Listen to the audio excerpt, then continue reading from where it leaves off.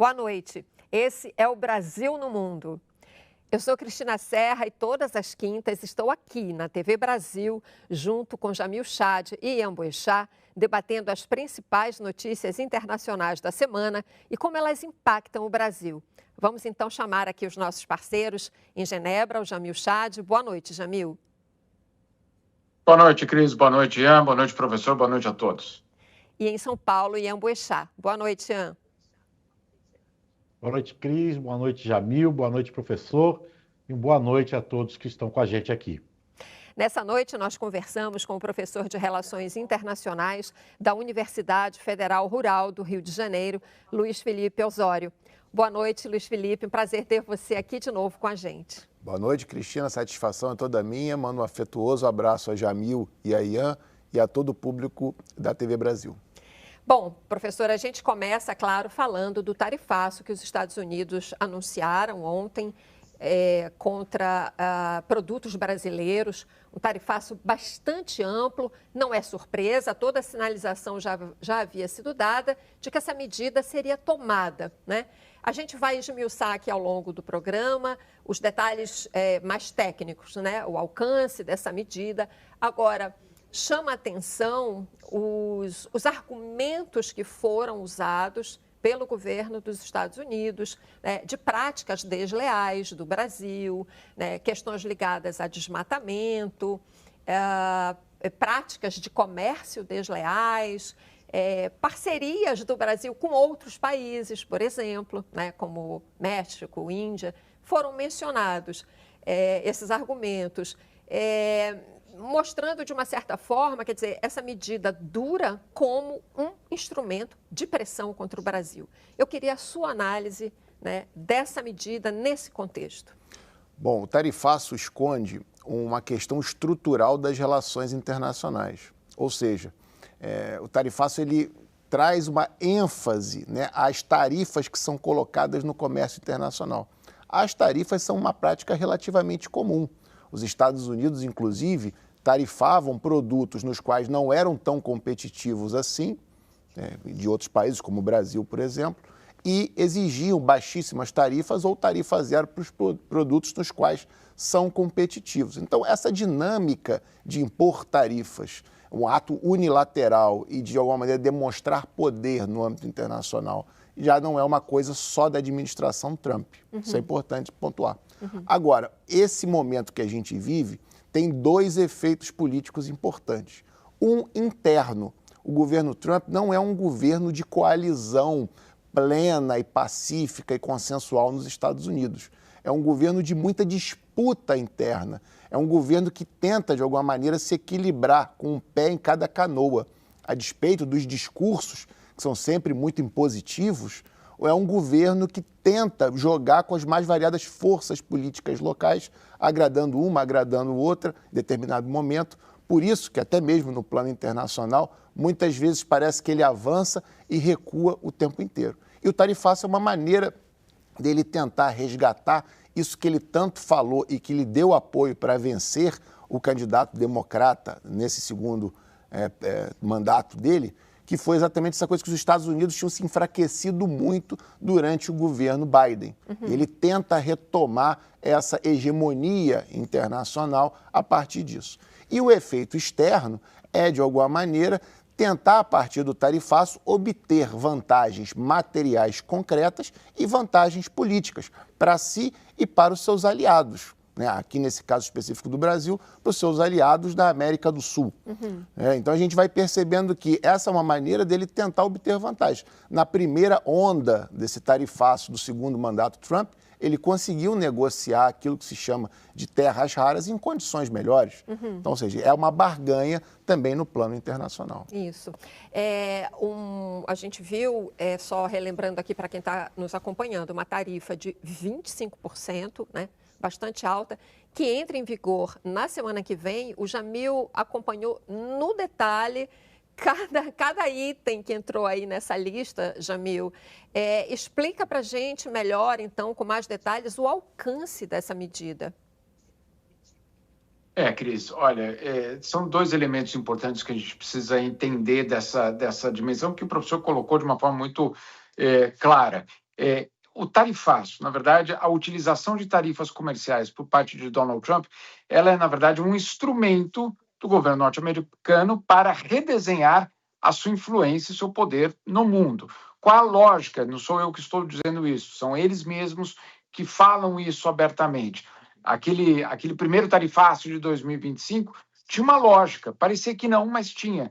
Qual era?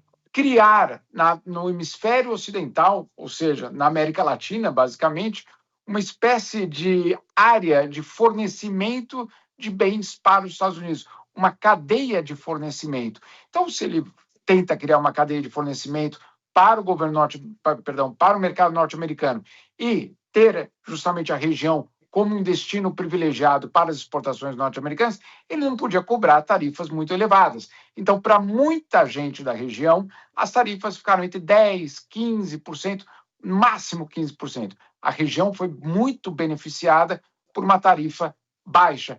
Não era por uma questão ideológica, é porque o Milley, é porque é de extrema-direita, não. É porque existia um plano de criar, justamente, na região, uma área de fornecimento e de mercado para os Estados Unidos. Claro, naquela divisão do mundo pensada justamente pelo governo de Donald Trump. Tudo aquilo é enterrado pela Corte Suprema. E aí, algo novo precisa ser criado.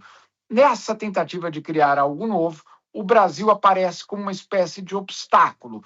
Obstáculo, claro, por ser uma economia muito grande, mas também por ter uma ambição de ter uma autonomia em relação, claro, aos interesses norte-americanos.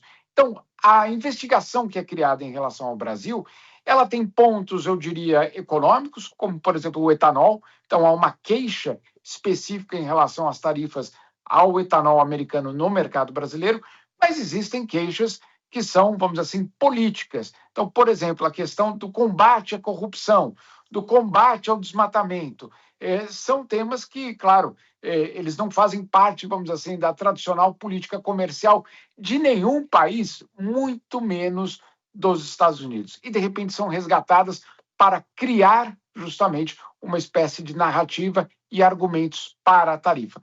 Quando a tarifa, então, é avaliada e apresentada, o governo norte-americano também tinha que pensar em outro aspecto, a inflação doméstica nos Estados Unidos. Ou seja, não repetir o erro de 2025 de criar um tarifaço no qual seriam os próprios consumidores norte-americanos que pagariam o maior preço. Então, o que fazem os norte-americanos nesses últimos, eu diria, 2 meses? Constroem uma espécie de critério para que produtos brasileiros sejam colocados na tarifa ou isentados. E aí, os critérios são interessantes, Cris, porque eles são, aí sim, técnicos. Então, o primeiro deles, o produto tarifado brasileiro, se ele for tarifado, ele vai afetar mais o Brasil ou o consumidor norte-americano? Ou seja, será que nós, nos Estados Unidos, temos esse produto, um volume suficiente para suprir a demanda local americana? Se a resposta for não, então esse produto não será tarifado. Esse foi o caso específico da carne. A carne brasileira não será tarifada, não porque, de repente, existiu algum tipo de simpatia em relação ao setor de carnes no Brasil. Não, não é isso. É simplesmente porque entrou nesse critério. Há um outro critério também interessante, que é se aquele produto vai causar, ou aquela tarifa sobre aquele produto, vai causar algum tipo de distúrbio à economia doméstica norte-americana. Por exemplo, no setor de energias. Então, claro, se uma tarifa contra o petróleo brasileiro for causar algum tipo de distúrbio para a economia local, inclusive inflação, a opção, então, é para tirá-lo da lista de produtos tarifados. Resultado dessa engenharia toda, qual é? Hoje nós temos 3 mil produtos brasileiros que serão tarifados a 25%, 3 mil produtos, no valor de 11 bilhões de dólares. Então, esse é o custo do tarifaço para o Brasil, 11 bilhões de dólares. O que fica de fora? 2.100 produtos. E aí temos carne, suco de laranja, café, peças para aviões da Embraer, ou seja, claro, se aquele avião já está circulando nos Estados Unidos, Cris, fica muito difícil você dizer, agora você não pode comprar mais a peça de substituição daquele avião que tantas empresas regionais americanas usam. Então, é uma engenharia, uma engenharia que foi sintonia, eu diria, foi feita uma sintonia fina em relação a 2025, mas que ainda assim causa um prejuízo para o Brasil bastante significativo. 11 bilhões de dólares por ano, esse vai ser o preço do tarifaço de Trump. Causa um prejuízo, desorganiza cadeias produtivas, quer dizer, você, alguém que produz, enfim, que tem uma indústria, não consegue substituir um fornecedor assim, né, tão rapidamente. Enfim, as consequências de fato são imensas.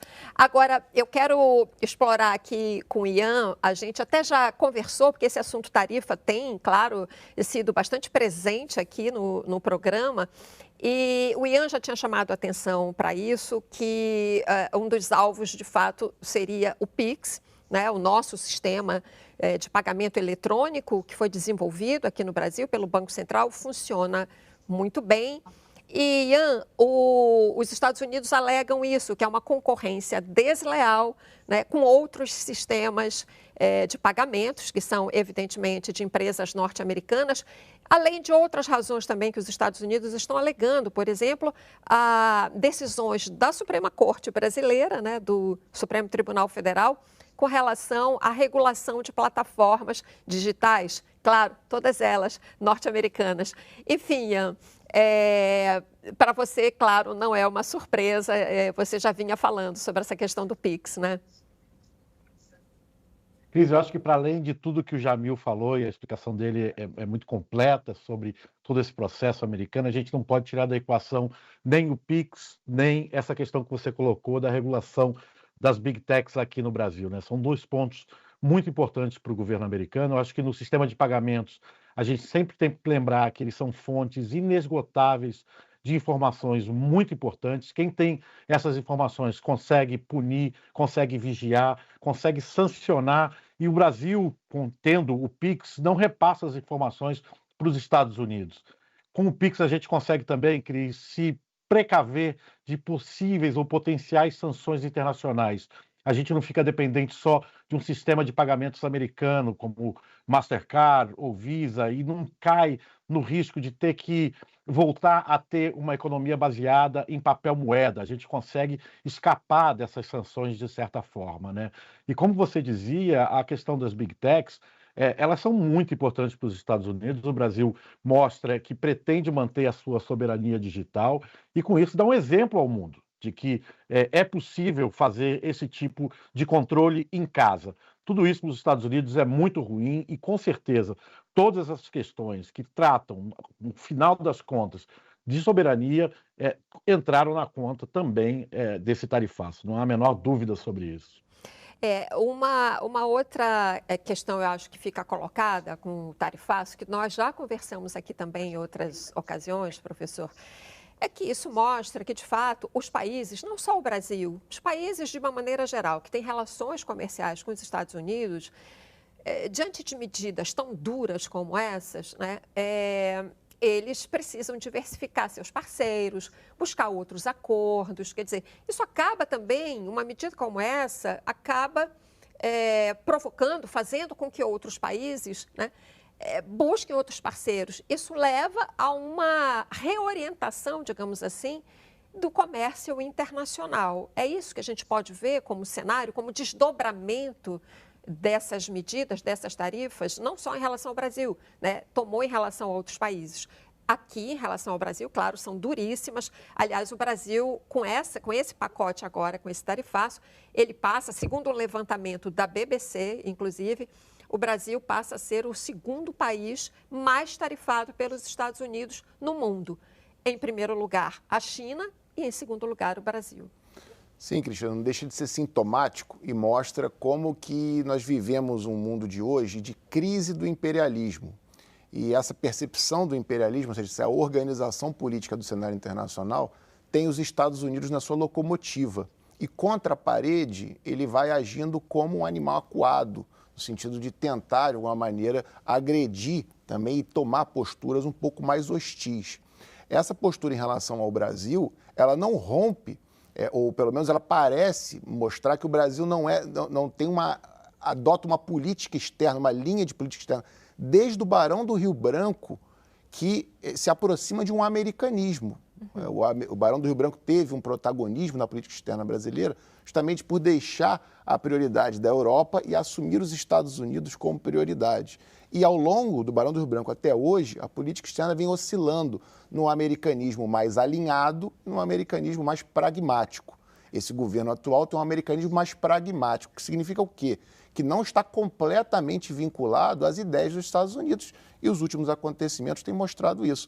Inclusive, se nós resgatarmos as reuniões de cúpula organizadas recentemente, realizadas aqui no Brasil, como, por exemplo, a dos BRICS, a gente vai ver que a arquitetura financeira mundial é um tema no qual se discute e se busca uma multilateralização. Ou seja, intenções e projetos há muitos.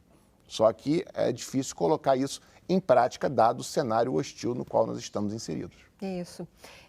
Bom, claro que o Brasil vai responder a essa medida, a esse tarifaço. Jamil, o governo já falou, já soltou uma nota dizendo que vai usar a lei de reciprocidade, Jamil. Cris, vamos ver de que forma isso vai ser utilizado, porque, de fato, o Brasil nunca retaliou ninguém. Mesmo quando já sofreu outros tipos de, vamos dizer assim, barreiras.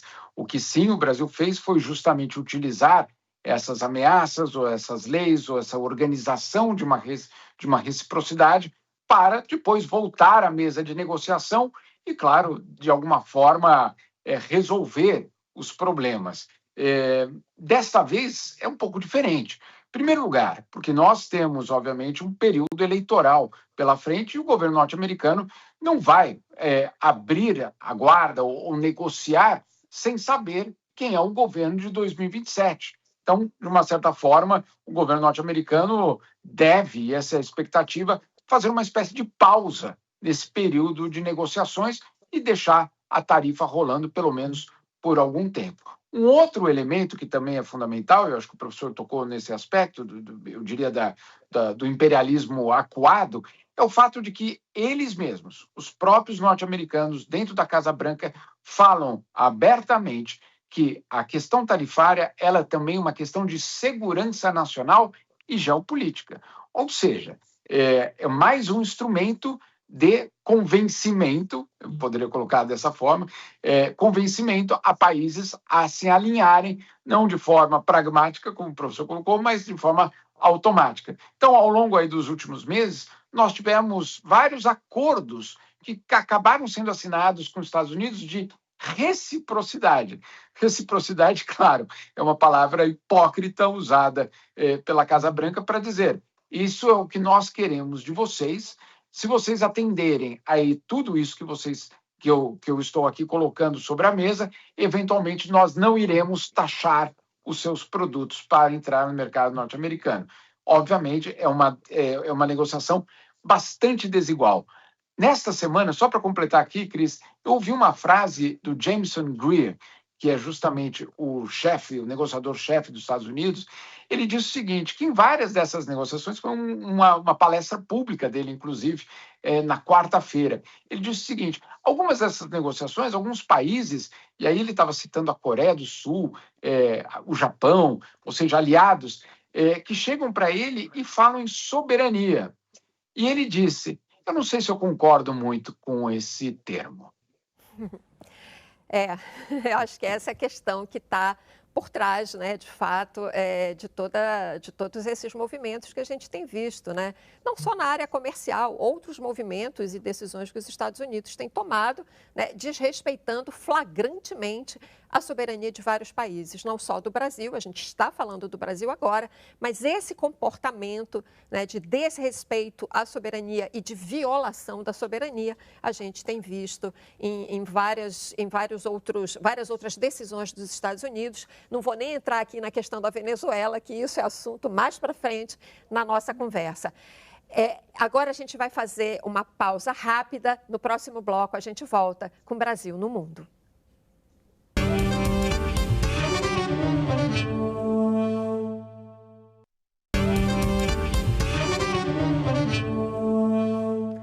O Brasil no Mundo está de volta, hoje contando com o professor Luiz Felipe Osório. Professor, nosso outro assunto aqui, Irã. Né? Houve mais uma mudança no rumo da guerra, né? A gente já comentou aqui aquele memorando de entendimento que virou de desentendimento. Irã e Estados Unidos não conseguem chegar a um acordo e há, de fato, esse impasse em torno do Estreito de Hormuz, porque é uma questão central. O Irã não abre mão desse ativo estratégico dele, digamos assim, que obviamente prejudica os Estados Unidos. E aí Trump voltou a atacar. Está fazendo um bloqueio naval no Estreito e ameaça, inclusive, ele volta a fazer uma coisa que ele já tinha ameaçado fazer, né? Que é atacar infraestrutura civil, usinas de energia, pontes, etc. Né? Que momento é esse que a gente está nessa guerra, que a gente achava que talvez se encaminhasse para algum tipo de acordo e agora a gente está vendo que não, né? Voltando atrás e voltando a esse cenário de ataques maciços, com mortes dentro do Irã, inclusive? Bom, o cenário é muito complexo, né? E é interessante perceber que esse ponto é central, né? O governo Trump é um governo que enfrenta muitas resistências internas. Então, ele fica jogando com os variados interesses para tentar se equilibrar ali.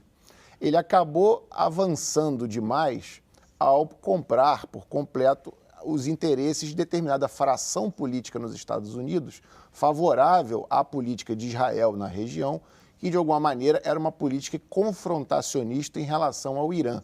Se teve ali um ensaio geral, um grande teste com a Guerra dos 12 Dias, mas os Estados Unidos deram o passo adiante ao assassinar o Ayatollah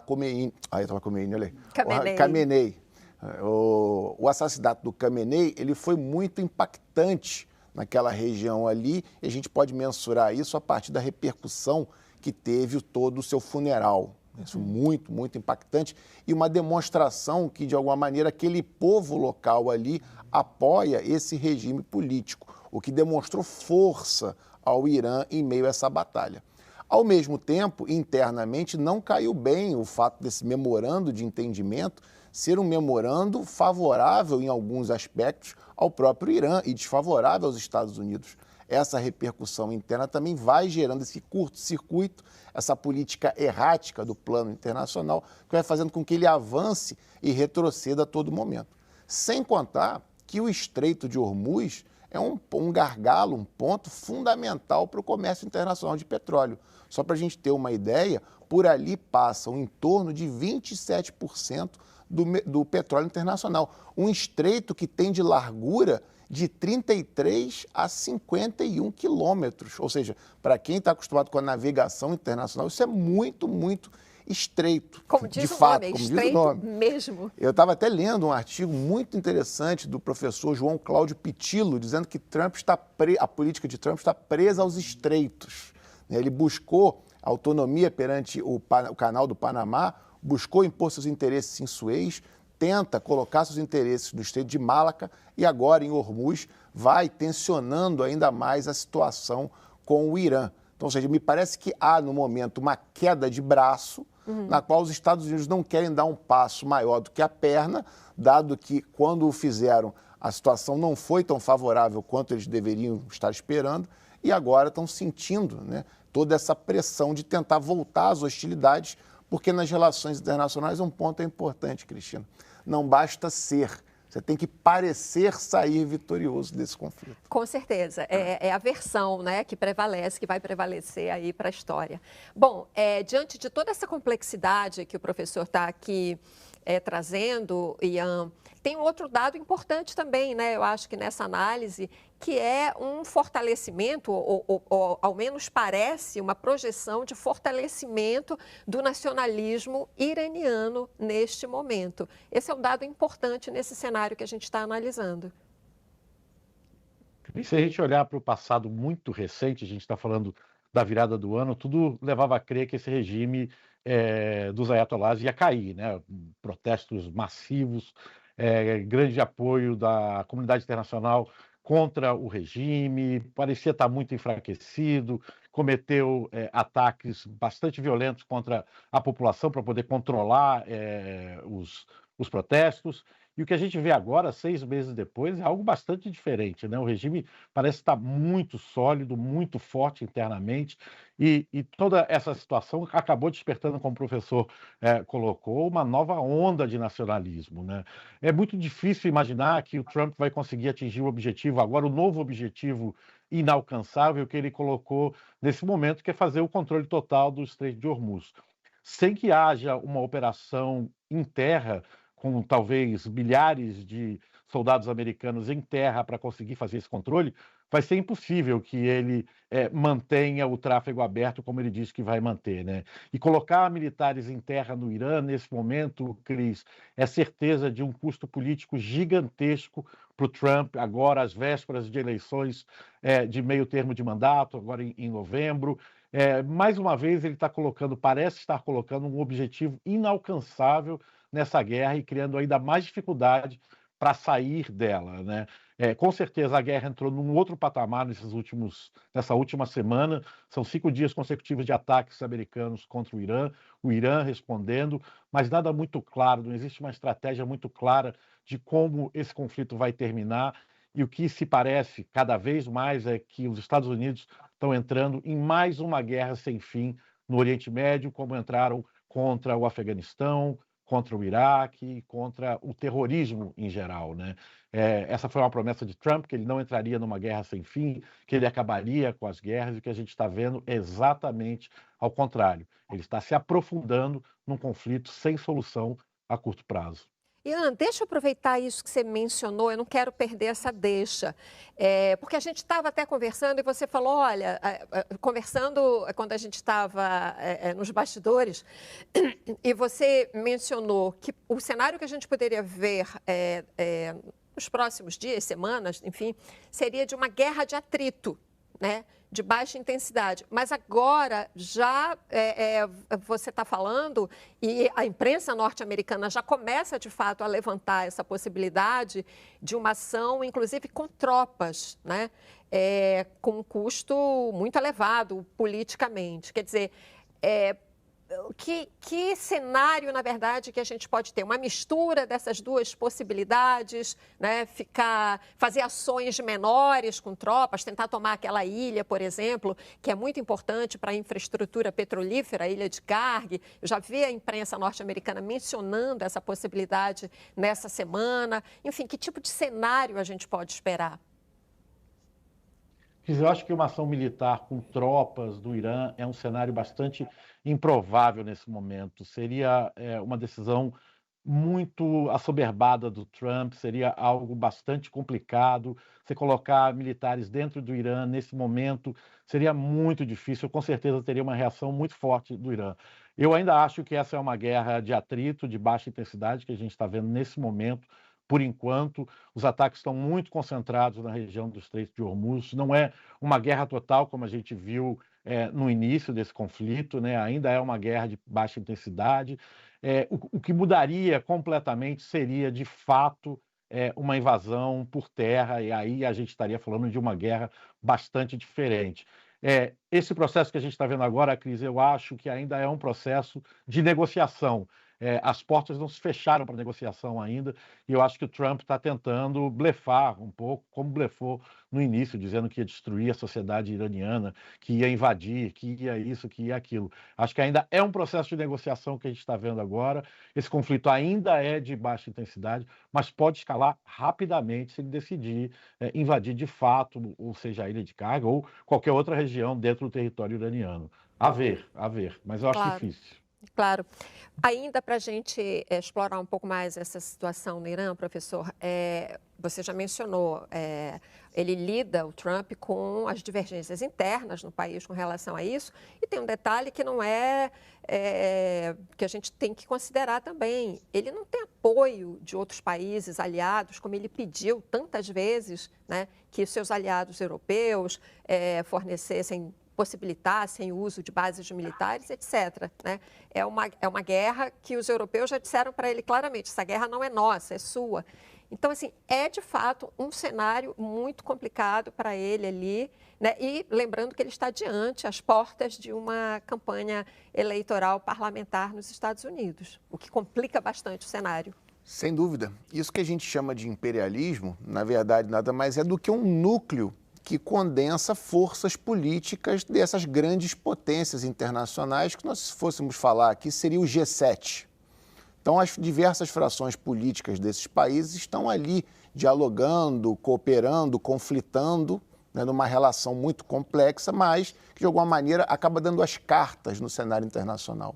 O Trump, quando assume, ele escapa um pouco do que estava ali habituado, do que era comum ali, porque ele traz forças políticas que não são aquelas que vinham se perpetuando no poder político nos Estados Unidos desde o final da Segunda Guerra Mundial até os tempos mais atuais, até o governo Obama, até a primeira eleição dele. E essas elites estadunidenses que estiveram ali por muito tempo na locomotiva dessa máquina, elas dialogam e têm alianças muito estreitas com a social-democracia europeia que, em maior ou menor medida, está ali nos principais países europeus. Quando o Trump assume, ele rompe com isso e gera uma série de hostilidades, claro, dentro de toda essa cooperação internacional. A gente percebe que, nos grandes assuntos sensíveis, europeus e estadunidenses concordam. Porém, essa aliança não é tão intensa quanto já foi em outros momentos ou quanto seria se, porventura, tivesse vencido a Kamala Harris, o candidato democrata, nas últimas eleições.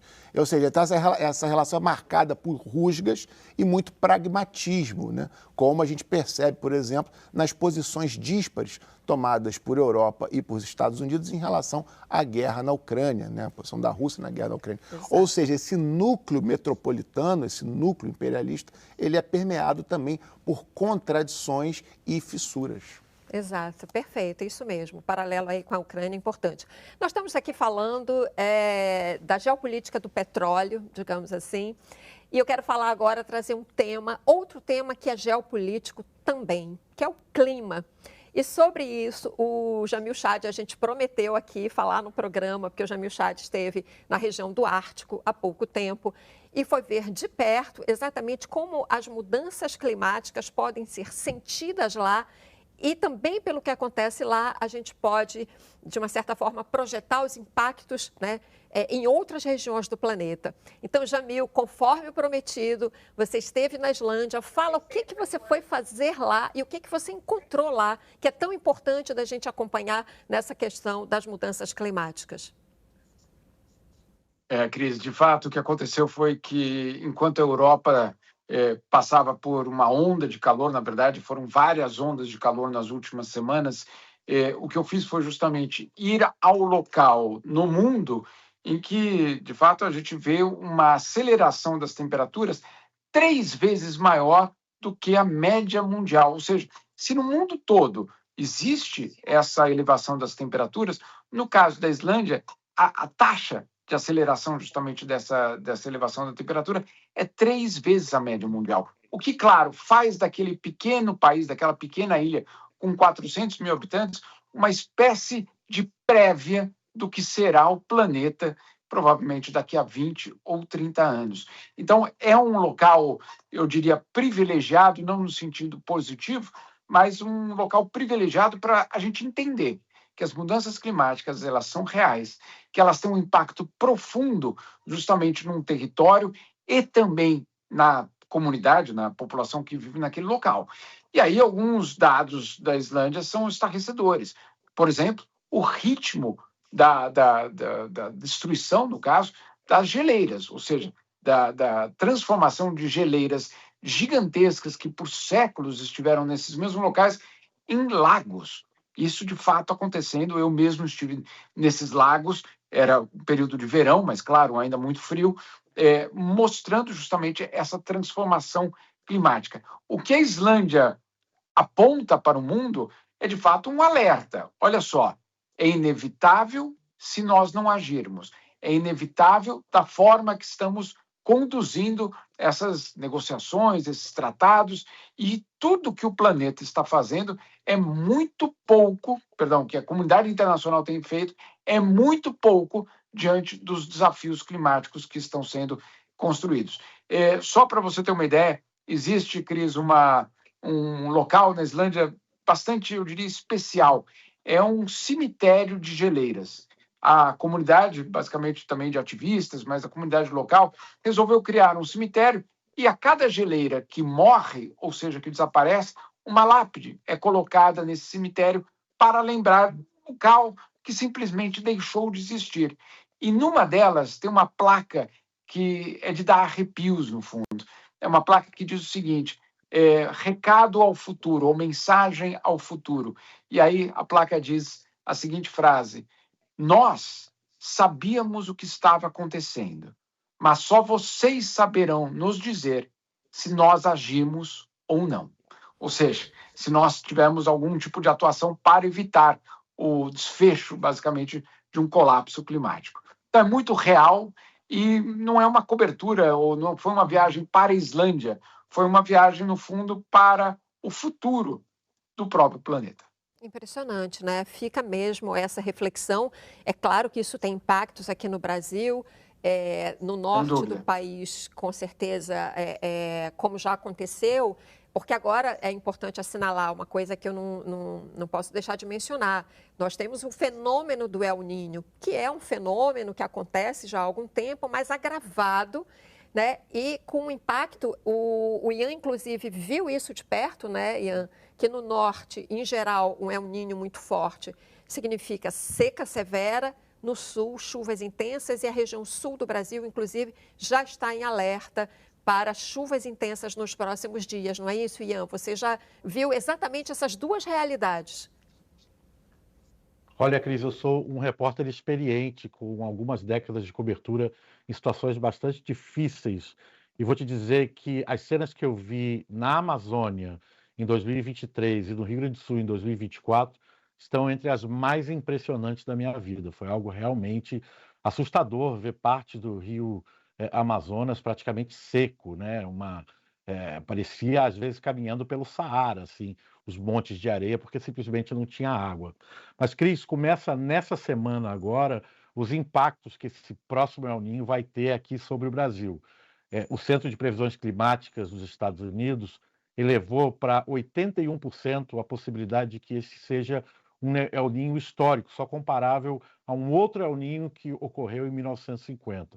Isso vai significar menos chuva no centro-oeste brasileiro, nosso grande produtor de grãos, grande produtor de alimentos, menos chuva na Amazônia, uma seca severa na Amazônia, e muito mais chuva no sul.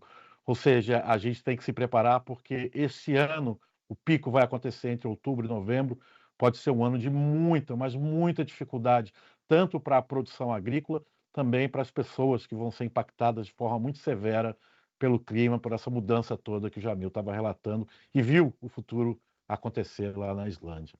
É exatamente isso. A gente sempre tem que mencionar isso, o impacto na vida das pessoas, né? É disso que a gente está falando. Bom, vamos agora para um breve intervalo e já voltamos.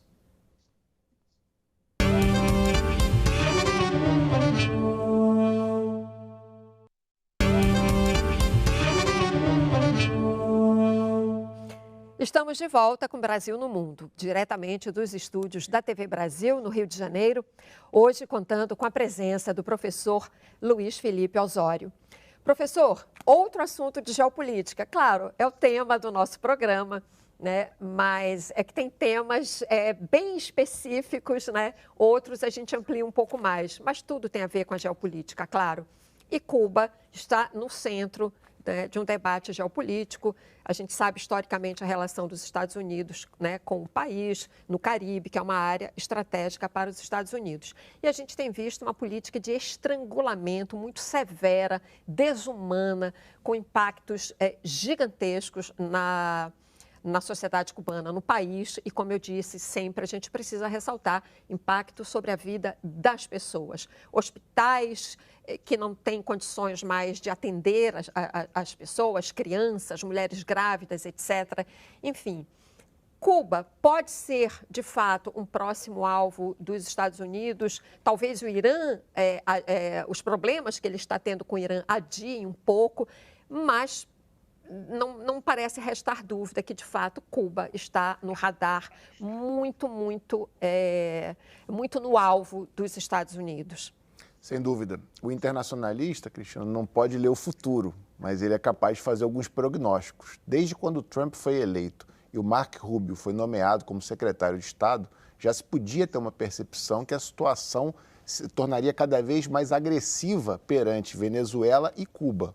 Principalmente porque Cuba, durante muito tempo, conseguiu alguma sobrevivência e alguma sustentação com o apoio da Venezuela. A partir do momento em que esse apoio da Venezuela se enfraquece, Cuba fica ainda mais vulnerável, né? Uma ilha com um território muito pequeno, pouco fértil e que não conseguiu desenvolver durante o período áureo do bloco socialista, no qual ela teve alguma bonança e se valeu do apoio da União Soviética, uma certa industrialização que mantivesse uma economia ali minimamente estável. Então, os apagões e todas essas situações de estrangulamento que ela vem passando agora não são exatamente novas, mas elas estão aumentando em intensidade e hostilidade. O Marco Rubio representa a parcela dos cubanos que emigraram, que saíram de Cuba e que foram para os Estados Unidos, lá se instauraram e lá, de alguma maneira, atuam politicamente para a derrubada desse regime constituído após a Revolução de 59.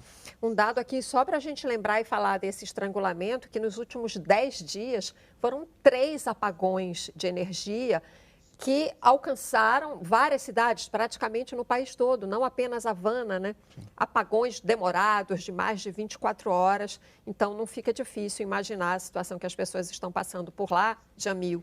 E Cuba, como a gente mencionou aqui, no alvo dos Estados Unidos, e assunto de uma cúpula, né? Também chamada pelos Estados Unidos, organizada pelos Estados Unidos, para discutir o que eles veem como a atuação da extrema esquerda no continente. Explica isso para a gente. Cris, é curiosa. Foi uma cúpula realizada nesta quinta-feira. Uma cúpula, o nome oficial é contra a violência política. Mas aí, quando ela começou e o Marco Rubio tomou a palavra, a violência política, no caso deles, só existe de um lado, que é justamente o que eles chamam de extrema esquerda. E ele fez um discurso extremamente violento contra qualquer movimento progressista, basicamente dizendo que o governo norte-americano, então, criou agora uma infraestrutura, foi essa palavra que ele utilizou, para desmantelar esses movimentos pelo mundo. Convidou 60 países do mundo todo, não só do hemisfério ocidental, convidou até o Brasil não compareceu, nem o ministro Mauro Vieira, nem ninguém da Embaixada do Brasil em Washington foi ao evento que aconteceu em Washington, e foi, na verdade, um evento que, de uma certa forma, tirou a máscara do governo norte-americano, porque, claro, a questão de Cuba é fundamental, pode até ser, mas existe um plano maior, e o plano maior é justamente de criar algum tipo de, eu diria, missão contra qualquer movimento de esquerda pelo mundo. E aí a proposta dessa cúpula era de iniciar uma costura de uma aliança internacional contra a extrema esquerda. A extrema esquerda, claro, neste caso, é a palavra usada de guarda-chuva para colocar todos os movimentos que você possa imaginar dentro desse pacote e, obviamente, colocar uma espécie de criminalização de todos esses movimentos.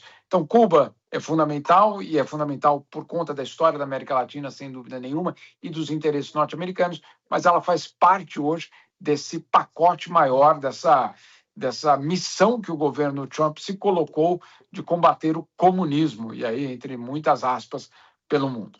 É importante isso que o Jamil está trazendo, porque esse discurso contra comunistas, o comunismo, a extrema esquerda, é usado externamente, mas também internamente contra a ala mais à esquerda do Partido Democrata, né? Ele tem atacado, né, o Trump tem atacado sistematicamente personalidades, políticos que ele diz que são da extrema esquerda, são socialistas, etc. Você mencionou há pouco justamente a situação da Venezuela, como ela era importante para abastecer Cuba, enfim, para dar sustentação a Cuba. A gente sabe o que está acontecendo na Venezuela, evidentemente, né? Desde o ataque no começo do ano, o sequestro de Nicolás Maduro, e agora essa tragédia, né, dos 2 terremotos, que complica muito a situação do país. Agora, um dado interessante essa semana. uma líder da oposição, que já foi presidente da Assembleia Nacional da Venezuela em 2015, sob o chavismo, estava exilada na Espanha, voltou para a Venezuela, voltou até pouco antes dos terremotos, e ela disse, Dinora Figueira é o nome dessa líder, ela disse que voltou para a Venezuela a convite do Departamento de Estado norte-americano, leia-se Marco Rubio, para conversar com o governo de Delcy Rodrigues sobre uma transição democrática. Como é que a gente pode interpretar esse movimento, a volta de uma líder da oposição para conversar com o governo, mas tudo coordenado por Marco Rubio? O que se pode esperar? Bom, a questão da Venezuela, né, envolve uma série de elementos muito sensíveis e ainda pouco esclarecidos. Uma coisa que é importante a gente situar é o seguinte: por mais que isso estivesse no discurso, né, o socialismo do século XXI, a partir do governo Chávez, desde 98 o que se tem na Venezuela é um regime nacionalista burguês que busca ali negociar condições melhores para a venda do petróleo e para beneficiar certas frações políticas que querem tocar algum grau de dinamização da economia local, que é uma economia muito parca, muito limitada.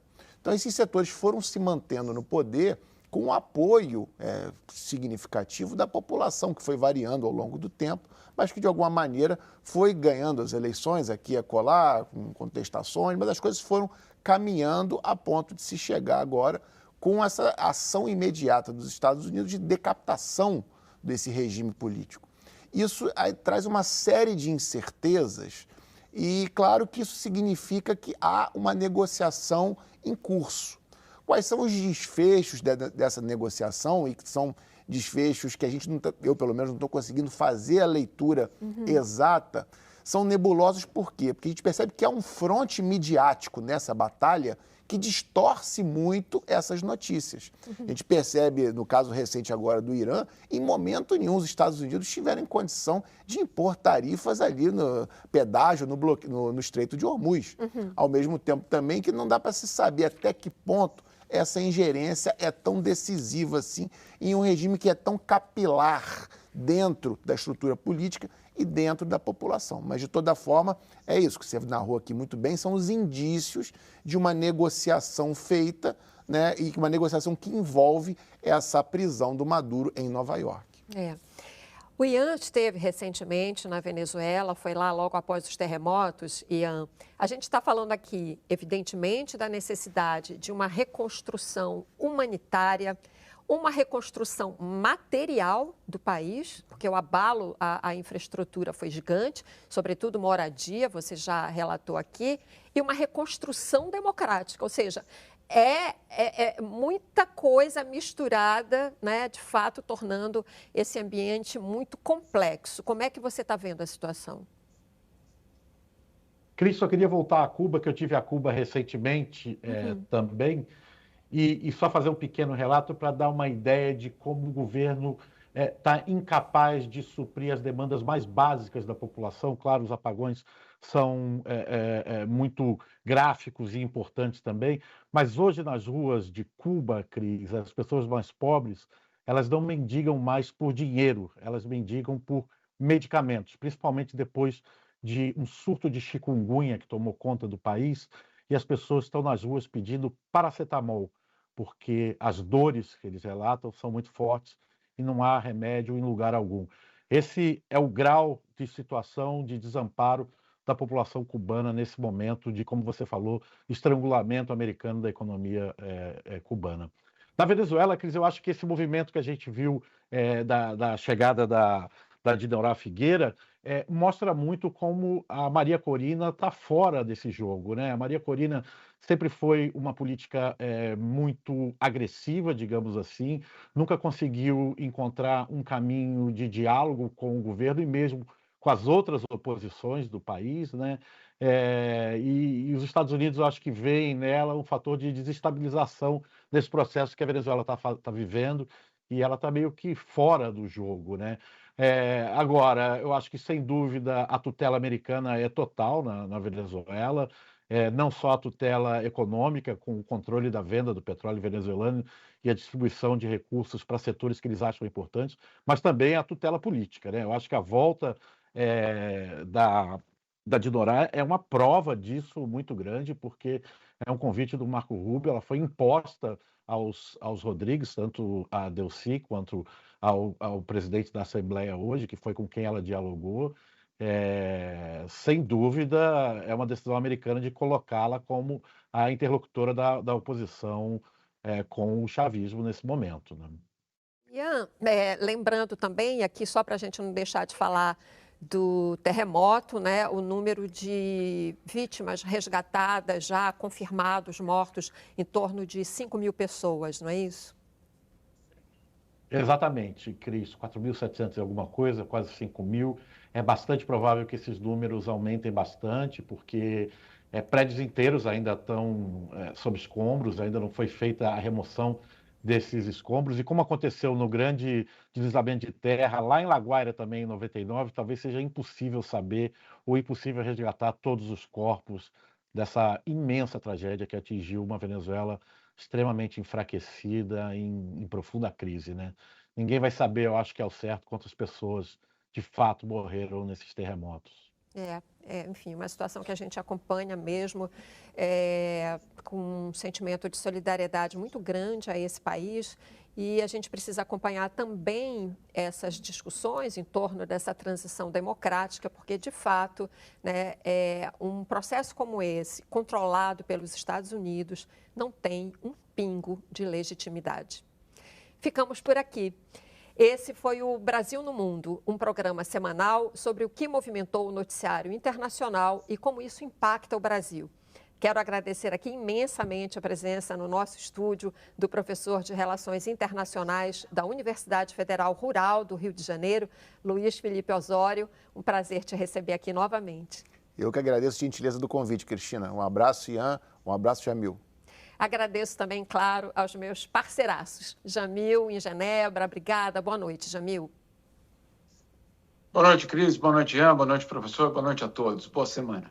E em São Paulo, o Ian Boixá. Obrigada. Boa noite, Ian. Boa noite, Cris. Boa noite, professor. Boa noite, Jamil. E boa noite a todo mundo que ficou com a gente até agora. Obrigada também, claro, aos nossos espectadores. Quinta que vem, o Brasil no Mundo está de volta, sempre às 21 horas na TV Brasil. E lembrando, você também pode nos acompanhar no TV Brasil Play ou no canal da TV Brasil no YouTube. Boa noite para você.